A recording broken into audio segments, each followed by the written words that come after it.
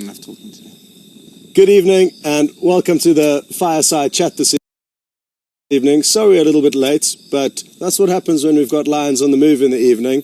And what a wonderful evening it was, Brent? It was. It was a little bit disappointing towards the end that they crossed into Buffalo's Hook, but that's the nature of the game, I'm afraid.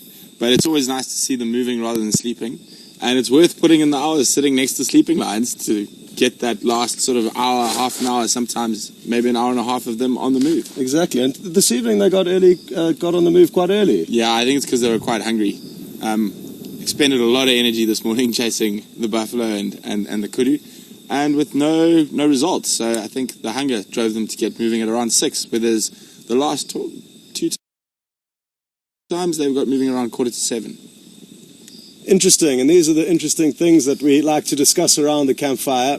And most evenings we do have a fire back at the research camp, which is not far from where we are now, and it is a wonderful way for us to discuss what's going on. And that's something that you probably haven't thought about too much. While we're chopping between vehicles, when I'm live, Brent doesn't have a clue what I'm saying or exactly what we're seeing, so around the fire is a good time for us to converse and share stories about what actually happened on our personal drives. You guys know exactly what's going on, but for the two of us it's important to touch base and share tales from not only our version of the boardroom meeting. Yes, exactly. So for those of you who are new to the Fireside Chat, we like to kind of run through a few of the highlights of the week, which is what we'll start off doing, and then we'll start answering your questions, and Alex in the final control will do his best to get those questions through to us. Just like the game drive, on Twitter, if you'd like to send a question, you would hashtag Safari Live, and on email, you would send it to questions@wildearth.tv. So get the questions coming through, and Alex, like I said, will do his best to get some of those questions through to us. It's very difficult to answer everyone's, and a lot of questions do come through, which we're very grateful for. So keep them coming. But yeah, Brent's highlights, possibly for you, seeing your first leopard on Djuma. Very, very exciting. Definitely a highlight for me in the last week. Especially, and having you on camera, so we got to share that experience. And especially the situation. I mean, we heard over the radio, and the guy sort of said, "Oh no, she's disappeared into this thick block. Mokulu Hlatin, you're not going to find her," basically. And we got really lucky. I mean, we managed to track his tracks. Miraculously. Yeah, instead of tracking a leopard, we're tracking car tracks. And then we sort of lost his tracks for a second, found his tracks, lost his tracks. And then we came there and the sun was sort of glaring right into our eyes. So, is that a termite mound? Was that a leopard? Oh no, it's a leopard. And quite fitting that it was the queen of Djuma, Karula. Exactly. You got off to a cracking start there. And what that sighting led to was a continuation of really, really incredible sightings we had with her that afternoon. We followed her for hours, and we had just left her as the sun had set and it was beginning to get dark. She was moving through a very thick area, and we left because we didn't want to flush away any potential prey. In an open area, prey are less likely to run off, but when it's very thick and the vehicle's crashing through the bushes, it will naturally scare off any potential prey for her. We decided to leave so that she could hunt, and within a few minutes she had managed to catch a steenbok that a nearby vehicle actually heard squealing in distress. And that vehicle drove into where they heard the sound and found Karula with the steenbok in her mouth. And then we got there, she had gone up the marula tree with the steenbok, and we left it at that. She didn't feed on it that evening, but went back the following morning and watched her climb up the tree, take the carcass down, feed on it, and then move off into the bushes. No, I was quite jealous about that. I won't lie. I was a little jealous. It is a tricky thing for us, especially when we're working on a rotation. Sadly, Mark is not here this evening. He's on leave. So for those of you who are wondering where he is, he's just taking some time off. But when Mark is around and we're all rotating, sometimes you may be on a morning drive and find incredible animals or an incredible potential sighting for the afternoon, but then have the afternoon off. So yeah. It is a tricky thing that we all understand is just part of the deal. And sometimes we can still have the green-eyed monster from time to time. Of course. But yes, that was probably one of the early highlights of the week. And then Mvula was definitely another highlight. Yeah. And thank you very much for letting me sneak in there afterwards so I could have a look at him. It worked out perfectly. It headed down a road to a dam where you were waiting, so it only made sense for Brent to stay there and wait for Mvula to arrive at the dam, and that was a great sight. That was wonderful. I mean, he drank right in front of us. Although he was a bit dozy later on when that bushbuck came down 25 meters from him and he just didn't lift his head. He just lay there sleeping and we're like, come, look up, look up, look up. And by the time he looked up, the bushbuck had finished drinking and moved on. Yeah. He is a beautiful big leopard, though. So you've basically seen the queen and the king of Djuma. Now I just got to find the princes and princesses. Yes, exactly. But everything's going well with the leopard viewing, and it's really almost hard to remember the highlights because this past week has been absolutely incredible in terms of sightings. We've seen cats on almost every drive, but just check every with Brian. Brian's kept. We've gone how many? I don't want to jinx it though, but let's just say we've gone a number of days with seeing cats every day. Although pretty much the whole week. We nearly lost it the one day, and then we just managed to sneak those Nkuhumas right at the end of drive, which was quite fortunate. But let's just touch wood and hope the streak continues. Yeah, it really has been good. So, like I said, it's difficult to run through the highlights from the past week, but a recent one this morning. Wow, it was incredible. You talk us through, because you started off that whole adventure. Well, Andrew was with me this morning, and we 20 minutes before drive starts, we bumble out, chatting, and we're chatting about the lions. And I was actually talking about the Nkuhumas. I was like, it's unbelievable what distance they've been covering. And I said, I wonder if they're being pushed by other lions, or they're just not being successful in their hunts and just moving. In search of prey, yeah. And then I almost said, it'd be... and referring to those Birmingham males who are still quite young, I said, well, I heard those 5 males were coming in from the north and whatnot, so it'd be interesting to see if mixing up if another big coalition came in. And I was like, wow, that's very strange. There's no Impala or Nyala or anything around the dam. And Andrew just goes, lion. I was like, well, problem solved. Problem solved. And we were very lucky. We had a wonderful sunrise with the lions. And then they proceeded to sleep. For which lions do best, we all know. For the majority of the, must have been a good, almost exactly half the drive. Because then no one else was really wanting to come into the sighting. So I called Scott, and Scott came, and as Scott was coming, you found the buffalo. Yeah. And before that, they'd seen waterbuck on the dam wall. They didn't see the bushbuck, but they did see the waterbuck, and they sort of half got up, and the one line here started going off, but then the waterbuck ducked behind the dam wall. Then we saw a bushbuck come out, which they couldn't see, which we could see from where we were positioned.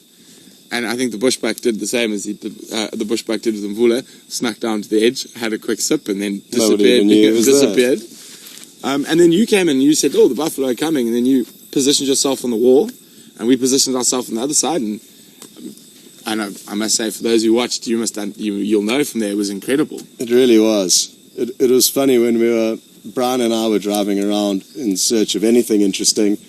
I said to him, you know what, Brent's in a really good position, because even though those lions are sleeping, the waterholes are becoming really active, and especially with buffalo. So I said, Brent's probably going to be sitting there and some buffalo are going to arrive, and then there's going to be action. And literally, surprisingly, a gap opened. There was no game viewers that wanted to go into the sighting. So Brent called me in, which was very kind of him, to spread the love. Just returning the favour. Yeah. And as we were on our way there, probably 200 or 300 meters away from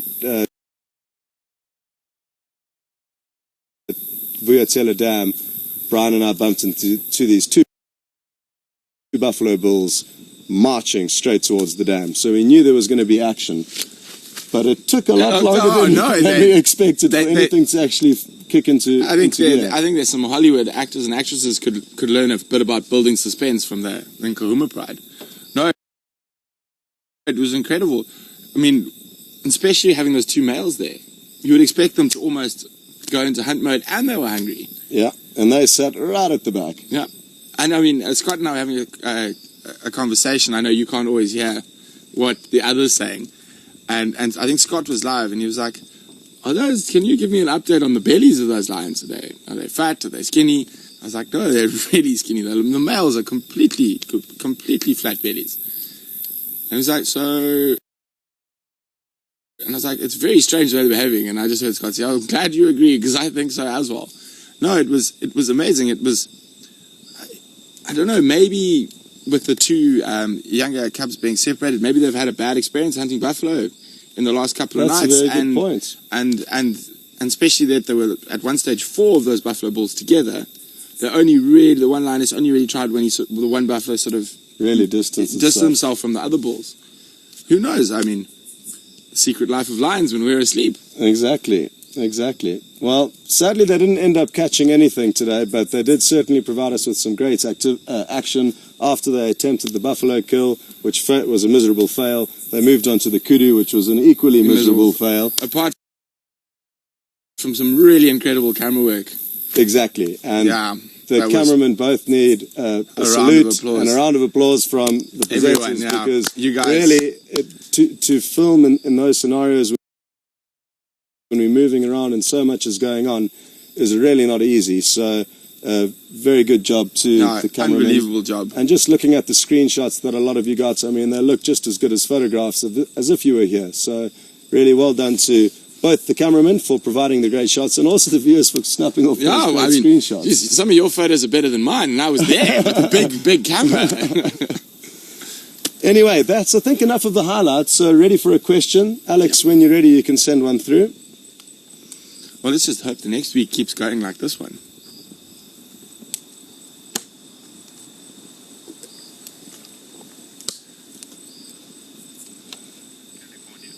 Chris from California has just asked, good evening, Chris, just asked us how we feel when we are kind of surrounded by lion or in amongst lion in terms of our adrenaline levels, and, you know, do we get really scared or excited?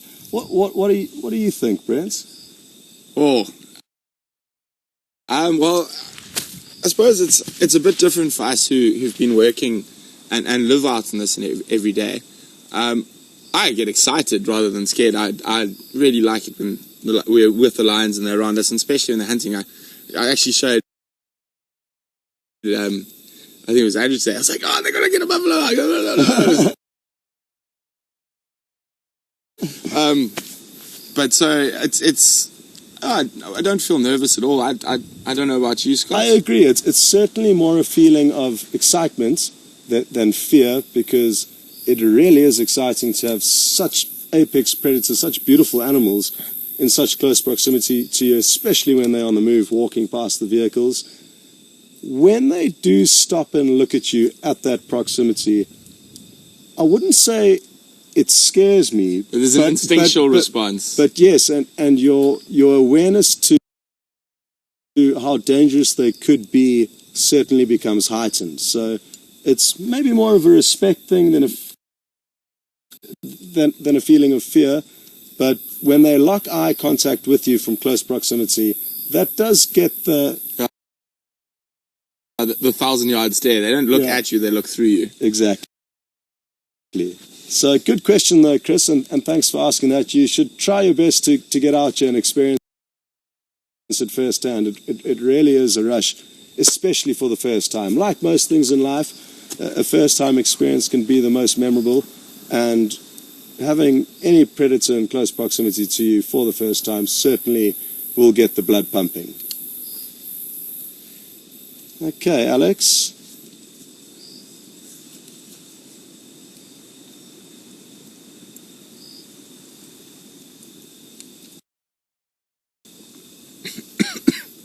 Ooh, excuse me. Got a smoke. Change of direction there. Very swirly wind. Well, it's good news for the Kahumas. It is good hunting weather, this windy weather.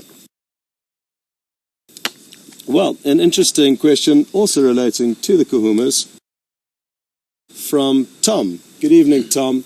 And Tom has asked what we think about how the Matimba males kind of accepted and were almost bonding with the young Kahuma male today, as opposed to being off fish. The other afternoon, I saw him try and mount one of the lionesses. So he is getting to that stage He is. of his maturity, yet the Matimba males are not really showing too much hostility towards him. What do you think about that? I think a lot of that, if you saw him try and mount one of the females, I think that's more just sort of the beginning of testosterone. He's not quite sure what to do yet. And, Exactly. He certainly didn't know what he was doing. And he's definitely, I think even if he managed to get it right, which I don't think he would, to mate with the female, he probably isn't mature enough yet to have swimming sperm, for lack of a better description. Yeah. And I mean, the males are his father, and he is, I mean, how old is he? Probably just pushing 2.5? I think it's 2.5, close on that, possibly closer to 3 now, but a lot of the viewers will be able to clarify that for us. So, Alex, we await the viewers' advice on the young male from the Nkuhuma's his age, yeah. But, I mean, it's a strong possibility that one of the coalition is his natal father. So, I mean, it's not uncommon for male lions to show affection to their male offspring to a point.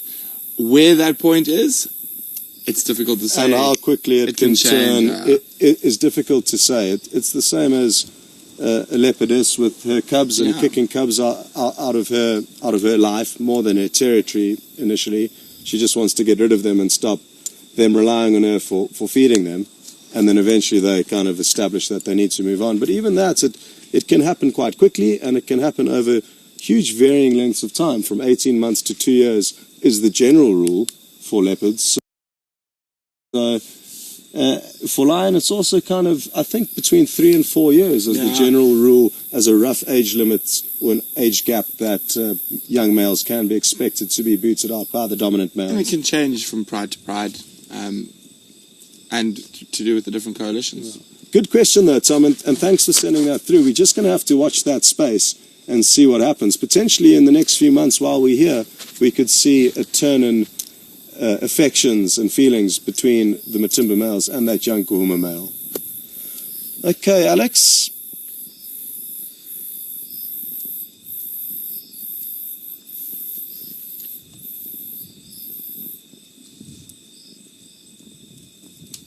Okay, we've got a question from Mary.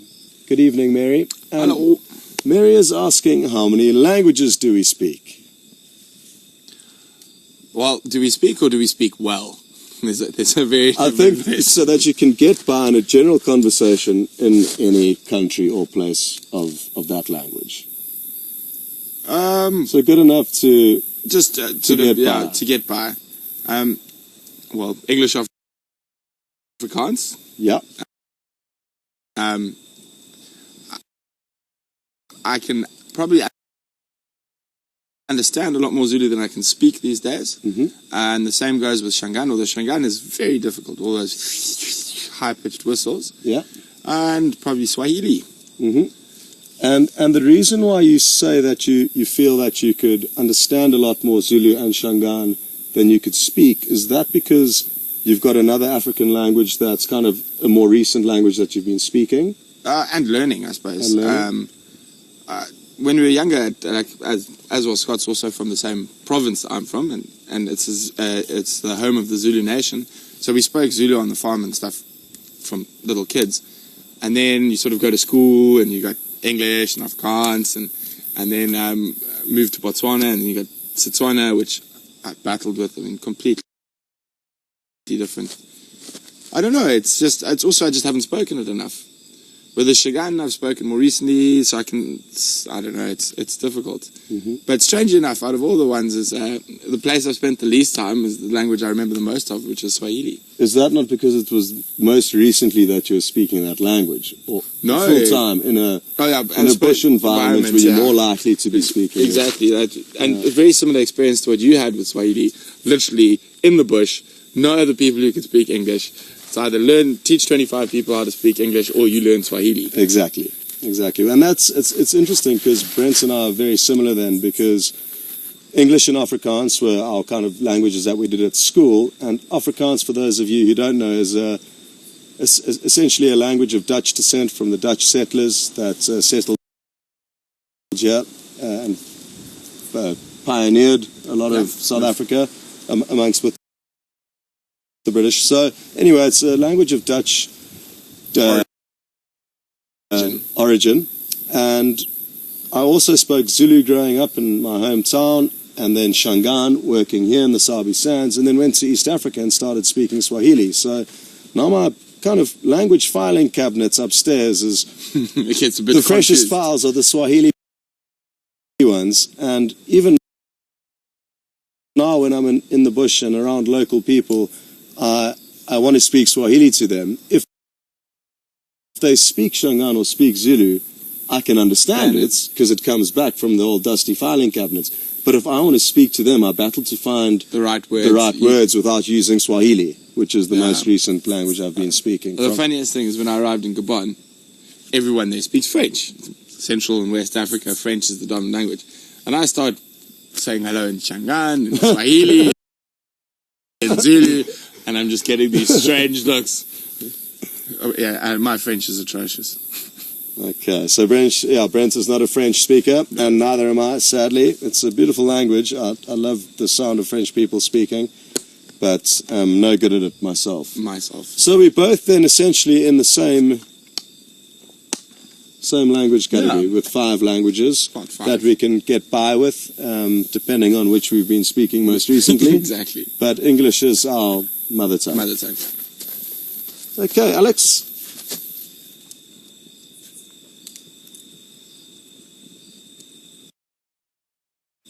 It's always on these windy nights, you sort of listen a little bit extra. You never know. Just take the spotlight, have a look around. It is important to keep an eye out, so well done. Thanks for that, Brent. Okay. Hey, Suzanne from the Netherlands, good evening and welcome to the Fireside Chats. This question, I think, is geared to Brent mainly, but we've both been involved in a bit of animal capture and relocation in our times, so we can both shed light on that. Suzanne has asked about a specific reserve in KwaZulu-Natal, also in South Africa, called Phinda. And it's a wonderful reserve, but it's small and enclosed by a fence, and therefore it requires management of the animals within there because it's not a big enough ecosystem to take care of itself. And Brent grew up, and his father was a founder of Phinda. And Suzanne is just asking to know about the animal relocation and how it works, and do they use helicopters? How do you dart them? How do you transport them? How does the whole animal management happen and relocation of animals? It depends a lot on the species. At Phinda, you had a lot of your sort of Inyala, your small to medium-sized antelope were occurring naturally already on some of the farms, Impala, Inyala, wildebeest, zebra. But so with those type of species, when you capture them, in the old days, actually in those days when they used to catch Inyala, it was quite a hardcore thing. I remember going on as a small kid with the game capture team. They would literally drive up to Inyala, blind it with a spotlight, and the Zulu man would jump out of a Land Rover and literally tackle it. And then they would blindfold it, tie it up, and put it in the back of the car. Fortunately, no sedative, nothing. Oof. Just So basically, make sure the horns couldn't stab you, and then tie the feet up. But obviously, things have progressed since those days. So now, generally, with a lot of what we would call mass capture. So if you're catching 50 impala or 25 eland or wildebeest or whatnot, they would use helicopters and funnels. So they would chase the animals with a helicopter into a funnel. And the funnel made out of tarpaulin? No, out of Hessian sack. Okay. Yeah. Or tarpaulin. I've seen plastic ones as well, but generally Hessian. And then they would chase them through into a boma and then shop and close the gate sort of behind them. And then from there, they would actually move that Hessian further and further down the funnel and forcing them into the back of a game capture truck is one way. And they would often sedate them in the boma in this day and age to make sure that once they go into the vehicle that they're going to be transported in. And one of the other big things they do, especially with horned antelopes, is when they're in that tighter section of that crush, so to speak, like a cattle crush, you have guys on top with plastic pipes who literally sit there and go whoop onto the horn, whoop, so they don't hurt themselves or stab each other while they're in the truck being moved. But that's sort of for your more sort of your antelopes and that. Rhino, elephant are mostly sedated, and then semi-sedated, or by helicopter, or by vehicle. Just depends on the situation, how many animals you're doing. So if you're only doing one rhino or one elephant, there's no point in hiring a helicopter and doing it. But if you're doing 25 rhino, there's no way you're going to be able to move around the reserve fast enough to dart and crate 25 rhinos in a day. Yeah. But with a helicopter you can. So they would be darted, semi-sedated, then you walk up and you put a blindfold over their eyes, and you put a brake rope, which is basically a thick Hessian rope. And when the rhino gets sedated, they do a sort of high jig. Their legs come up very high like this, and you basically try get a lasso basically around the front leg and the back leg, and tighten that, and that's how you steer him.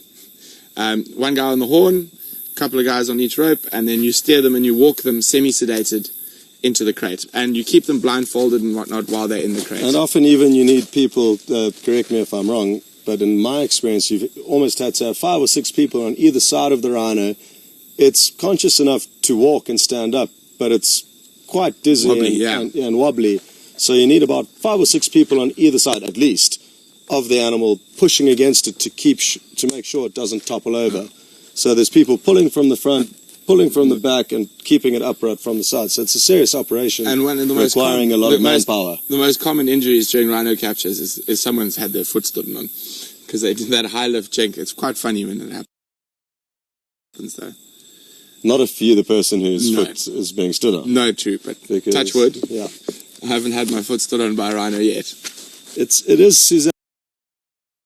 And it's a really interesting industry, the game capture industry, and it's a hugely necessary industry in South Africa, because there are not only Phinda, there are many other reserves like Phinda that are small, and they can actually share game and share genetics between one another, and will often swap animals between small reserves to help with genetics, and it's a great way to ensure that these smaller pockets of wilderness can still be maintained and can still contain wild animals, because without the human intervention, and contribute to the better of the species with the genetics being able to variate them. Yeah. Of course. Very important.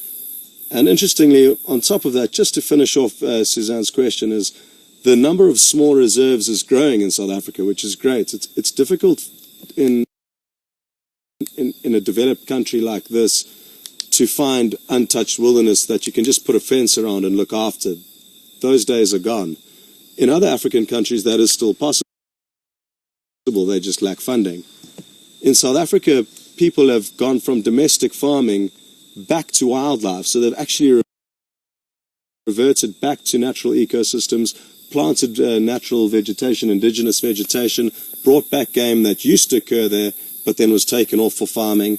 And these little areas are being turned back into wilderness areas, but they are small and do need management. But like Brent says, they're contributing hugely to the greater good of all the species, because there are these areas that can now contain more wildlife than essentially we could contain safely before. Good questions. Yeah, very good question. Thanks for sending that through.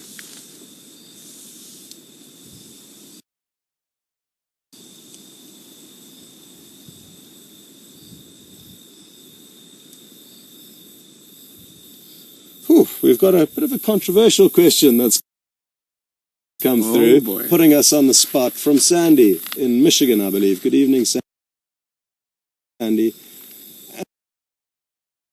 And Sandy's asking what we think in Indiana. Sandy from Indiana. Sandy is asking what we think about lion parks and smaller and similar places, I guess, not only lion parks, but any small park where animals are not kept in a natural environment and are kept in small pens, essentially. Let me start. Here you go first. Let me start, if you don't mind. Not at all. Like anything in life, even doctors and lawyers, any profession or any industry, you're going to get good people and you're going to get bad people. And I think a lot of smaller parks or similar, similar kind of setups like a lion park where animals are in captivity, you may get some that are run with the greater good of the animal as the main focus, and you may get others that are run as money-making ventures. And, you know, we all know that humans are greedy and will do strange things when money is involved. So we probably hear about a lot of the worst stories that are made public, as a lot of bad stories are, I guess, in today's media. And we focus on the negative lion parks where animals may not be looked after well, or maybe then sold off for canned lion hunting. Those are all things that do happen. But I don't think it's fair to say that all of them are going to be negative, and you are going to get some that are run properly and will help have an increased genetic pool. They may not be wild animals, but those genes are still there and the animal is still living. That's something that we would love for a lot of endangered animals that don't exist anymore. Very true. So it's a tricky one. No, as Scott says, unfortunately in most places, the well-run ones are in the minority. Yep. And the tourist traps, as I like to call them, are in the majority, where the animals are mistreated and used for financial gain. Yeah. But if we get started too much on this, it could go on for hours and hours. Exactly, and it is, and that's it's the sign of a very good question. Yes, it is. Yeah. No, but I think Scott handled that extremely well. There are good ones and there are bad ones. Just unfortunately, at the moment, there are more bad ones than good ones. Yeah. And hopefully that can change in the future. Yeah. So if you know of any or plan on going to any, possibly just really do your research into the place and try and find out as much as you can about it before supporting it. That would be my only advice on the subject. Okay, Alex, next question. Just quickly, for our US viewers there, 60 Minutes USA actually did an expose on some of those places quite recently, so I'm sure you can find that online somewhere.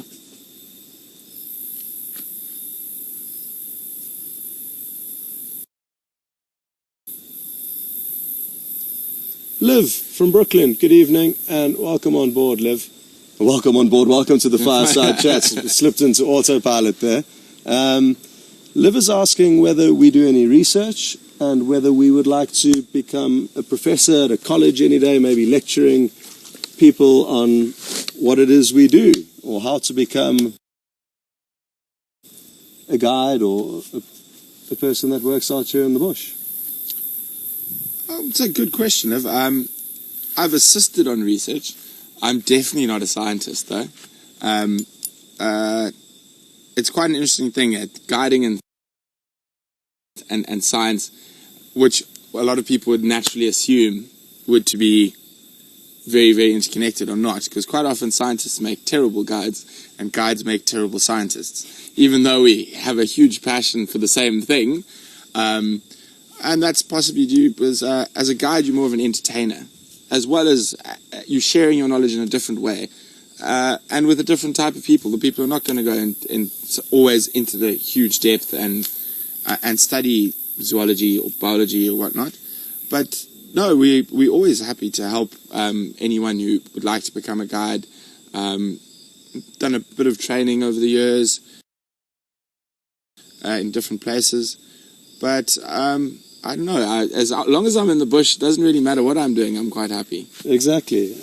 It is kind of something that you naturally find yourself doing, Liv. As you become more experienced out here in the bush, you'll always be around people that know less than you, and then naturally find yourself teaching them little things that you've learned over the years from other older, more experienced guides. So it's kind of something that you naturally pass down to people. And the lucky thing about what we do and the knowledge we acquire doing it is that people are often very interested to learn about it, which makes it easy being a teacher when your Very class true. is interested in what you can teach them. So we're in a unique situation. Yeah, where like I say, a lot of the people that are asking you the questions are truly interested in what you're doing and what your answer will be. So that does make for an easy platform to teach from. Very, very well. So Very easy good platform. question though. I don't see myself being a professor lecturing anyone, but certainly love to share as much as I can with anybody about what I know out here, and it's a never-ending mountain of knowledge to climb in the wilderness because there's just so many things to keep And you you'll guessing. see both Scott's and my rooms, it's just piles of tree books, grass books, flower books. You can never stop learning. Yeah. So a good question, Liv. Thanks for sending that through.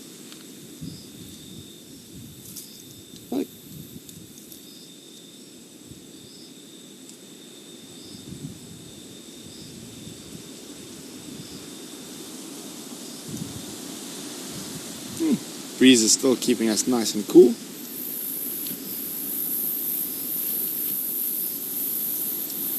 Okay, Dennis in Spain, good evening and welcome to the Fireside Chats. Dennis is asking us, is it dangerous to be sitting out here with lions about, hunting, leopards, hyena? He was focused on the lion though mainly, but there are also leopard and hyena out here, Dennis, that could pose a threat to us. What do you think about that, Brent? It's more dangerous to cross the road. Not here though. Cross the road in a city. Across the road in the city. Yeah, not yet. Well, what we're doing is we are making quite a lot of noise in the way we're speaking, which actually sometimes does attract predators because they're curious. But we are conscious, and you notice we do check behind us. And you'll notice we've chosen a very open area to sit. It's not like we're sitting in a riverine thicket, which that would be quite silly. But we've chosen an open area. I think normally we're 100% fine. We would see or hear something that would give away. There's a wildebeest down there, and there's some impala over there, so they would act as our alarm system. Yeah.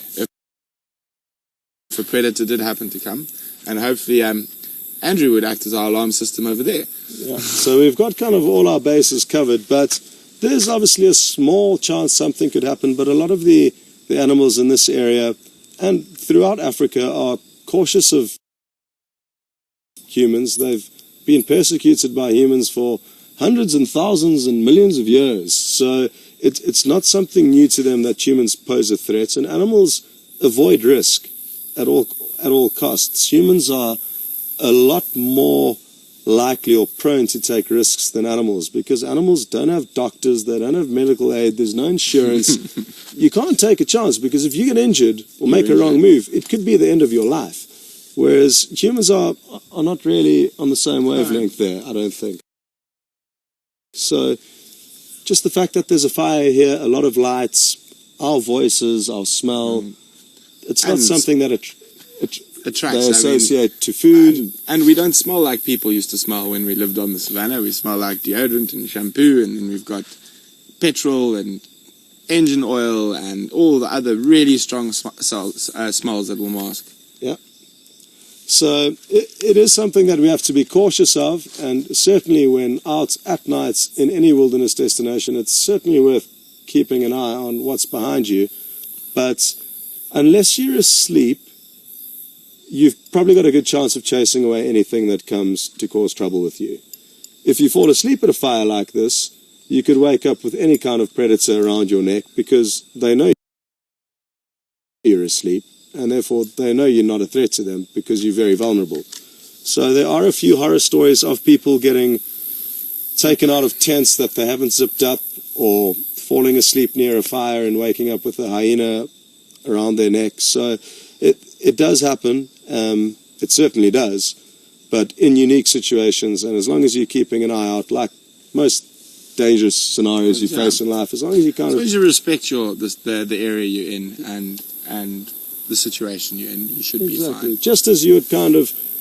Any city's got a bad area or an area where you'll kind of heighten your senses and be on alert mode and make sure your wallet's deep in your pockets.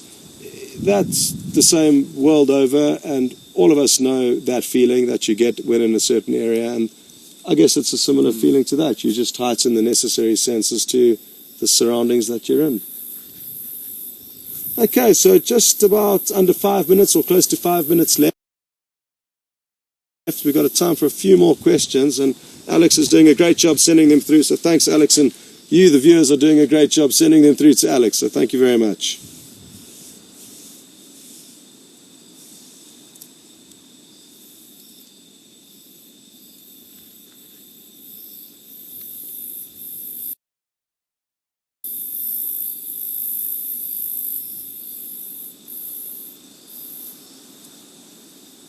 Okay, Safari Girl in Florida, good evening and welcome. Hello. Safari Girl is asking, should we be concerned about the Kuhuma's state at the moment in terms of their hunger? Could they die tomorrow? How much longer do they have to make a kill? What are our thoughts on their scenario and their lack of nutrition at the moment? I don't think they're quite there yet. I could probably go another up to 10 days without eating before they would be in real dire straits. I'm pretty sure they'll be fine. However, the two young, sort of almost sub-adults, I'm not so sure how well they'll do by themselves. I don't think. And the Pride was heading in the opposite direction. They were heading towards Manyeleti. It would have been interesting to know what those two youngsters, what direction they were heading in, because they probably would have started moving in some direction. Yeah, they would have. So, them by themselves doesn't bode very well for them. But as I said this afternoon, we will try to find out some more while on drive tomorrow. Mm-hmm. But that happens. I know it seems terrible and harsh, but that's nature. But I don't know. It could have been the TV slowing them down. That maybe just they could have had parasites. Who knows? Maybe they've just been through a bad patch. Yeah. You know, tough hunting. It happens, and maybe tonight they'll get lucky. Like Brent said, though, the concern is for the two youngsters, and no, not the Pride itself. It's not only because they're alone and therefore can't defend themselves nearly as well as they could with the rest of their Pride backing them, but they will be more hungry than the rest of the Pride because they wouldn't have been able to compete as well on the last few kills that the Pride has made. So the bigger adults that you saw this afternoon with Brent will be in a far better and fed on more recently than those two youngsters who wouldn't have been able to compete at the kills and therefore will be even more hungry than the adults you saw this evening. So their problems are compounded by that. Yeah, unfortunately it's not looking good for those two little ones. Yeah, but they're far from a write-off, and you never write them off. Incredible miracles out here in terms of animals making it from out of nowhere. So it's too soon to panic there. We don't have to worry about that, I don't think. But it will be very interesting to know where the animals have ended up in the morning when we get out. So it'll be worth tuning into the AM drive. There's going to be a lot of interesting stuff to find out. Very true. Okay, time for one more question.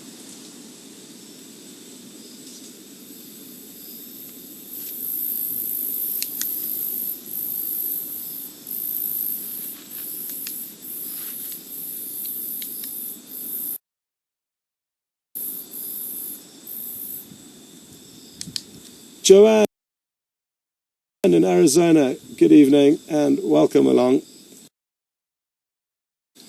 Joanne is asking that she's heard Inyala are not indigenous to this specific area of South Africa and are more from Zululand and Natal, where we grew up. And are they having an impact on their smaller cousin, the bushbuck? And if so, are people researching it? What's being done about it? What are your thoughts on that, Brent? It's a very, very good question, John. So Inyala were probably introduced to the Sabi sands in the mid to late 60s to the south of us here on the Sand River. Now, this is quite a funny one because Inyala do naturally occur in the Kruger, not very far from here. They're a relatively young species, and in their distribution, they've actually been slowly moving up the coast and up the river systems. So they would have got here eventually, we just sped it along. And they definitely do have effect on bushbuck populations, especially if we don't get any more rain in a year like this, where it's going to be very dry, and there's going to be a lot of competition for that browse level. And the main reason is because they can browse higher. So the bushbuck end up down here, and then the Inyala can just sort of finish up everything above them and leave the bushbuck with their little food. So they do affect. I don't know, I've never heard of anyone doing any research. Have you? No, I haven't heard of anybody researching it. Only comments from people that have spent longer in the Sabi sands, and I'm talking many years, and some people say that they have noticed a notable difference in bushbuck numbers due to the increase in Inyala. It would make sense. 100%. So it is interesting, and would be nice to try and find out a bit more about that. I'm sure if we ask around in the Sabi sands, we'll be able to try and find out a bit more information on that, because it is a great question and something that would be very interesting to shed more light on. Okay, so we've got just a few more seconds to say goodbye, and thanks very much everyone for joining in the Fireside Chats. I'm sorry if we didn't answer your questions. There's so many that come through. But there'll be another one next week, Sunday. So Brent and Mark will be here for that. Sadly, I won't be here for the next one. So this is my last one for a while, and it's been really wonderful to share it with you. So thank you very much from myself. Thanks very much, guys, and thanks, Scott, for fielding the questions. And we'll see you all bright and sprightly tomorrow morning for Game Drive. Exactly. Have a wonderful evening.